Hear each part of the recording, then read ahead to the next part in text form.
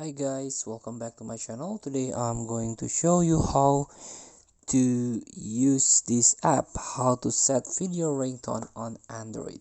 So you can download this video caller ID on the Play Store.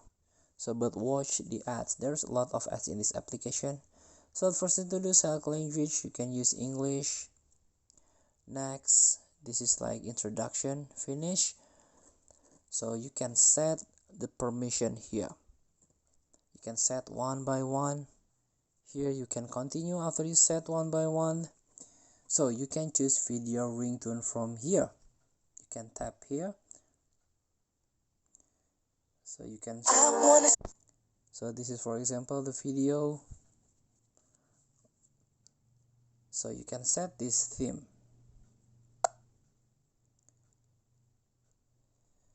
And also you can set call buttons here.